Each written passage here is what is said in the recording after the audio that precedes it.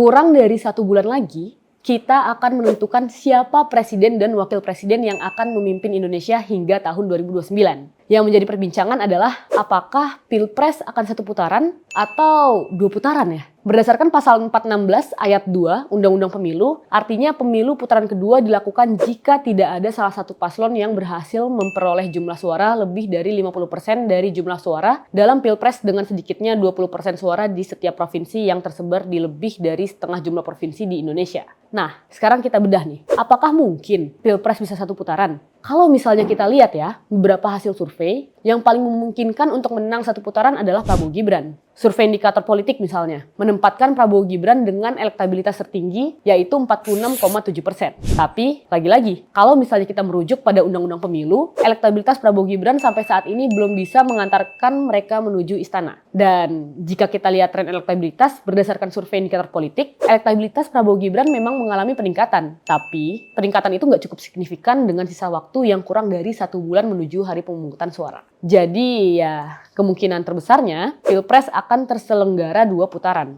Sekarang mari kita lihat kemungkinan kalau misalnya terjadi 2 putaran. Dengan elektabilitas Prabowo Gibran yang hampir mendekati 50%, kemungkinan terbesarnya adalah Prabowo Gibran akan lolos ke putaran kedua. Dan di sisi lain, Anies Muhaimin maupun Ganjar Mahfud nggak bisa terprediksi siapa sih sebenarnya yang akan lolos karena keduanya memiliki elektabilitas yang tidak begitu jauh. Dan oleh karena itu, mari kita buat skema kalau misalnya Anies Muhaimin ataupun Ganjar Mahfud yang lolos. Kita bedah dari skema pertama, yaitu kalau misalnya Anies Muhaimin yang lolos. Untuk melihat kemana suara pemilih Ganjar Mahfud di putaran pertama, kita perlu melihat pilihan pemilih partai koalisi dari Ganjar Mahfud. Yang pertama, kita lihat PDIP. Ada sebesar 73,2% pemilih PDIP saat ini memilih Ganjar Mahfud. Meski demikian, terdapat 21,9% pemilih PDIP yang memilih Prabowo Gibran dan hanya 2,2% memilih Anies Muhaimin. Yang kedua, ada P3. Sebagai partai pengusung Ganjar Mahfud, mayoritas pemilih P3 atau sebesar 45,4% emang menjatuhkan pilihannya pada Ganjar Mahfud. Tapi, walaupun kayak gitu, ada 29,9% pemilih P3 lebih memilih Anies Muhaimin dan 24,7% memilih Prabowo Gibran. Menariknya itu adalah partai pengusung Ganjar Mahfud yang non-parlemen, kayak misalnya ada Hanura dan juga Perindo, di mana mayoritas pemilihnya itu nggak milih Ganjar Mahfud, tapi mereka malah milih Prabowo Gibran. Perindo misalnya, ada 61% pemilih Perindo justru memilih Prabowo Gibran. Dan di Hanura sendiri, ada 76,7% pemilihnya yang juga malah memilih Prabowo Gibran.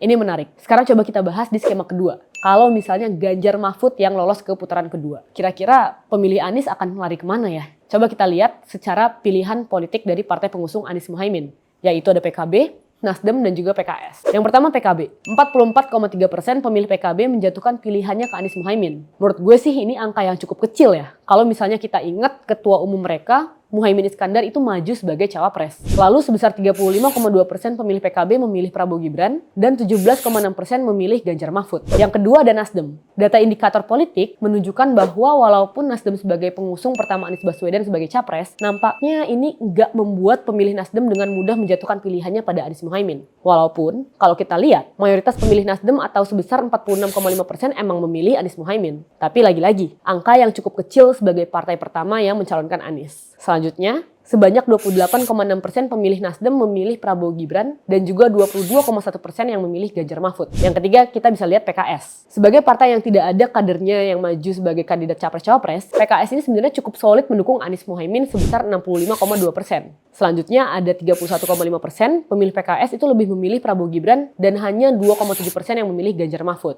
Berdasarkan data yang udah gue jelasin di atas, hampir seluruh pemilih dari partai koalisi Anies Muhaimin ataupun Ganjar Mahfud cenderung memilihnya itu Prabowo Gibran. Artinya apa? Artinya walaupun nantinya 01 dan 03 bekerja sama, namun belum tentu suaranya bulat sehingga bisa mengalahkan Prabowo Gibran. Dan selain itu, berdasarkan hasil survei saat ini, Prabowo Gibran hanya butuh 5% suara dari capres yang kalah di putaran pertama untuk dapat menang di putaran kedua. Artinya, persentase kemenangan Prabowo Gibran di putaran kedua itu sangat besar. Gimana menurut kalian? Kalau misalnya terjadi putaran kedua, lalu 01 dan 03 bekerja sama, apakah bisa mengalahkan Prabowo Gibran? Komen di kolom komentar ya.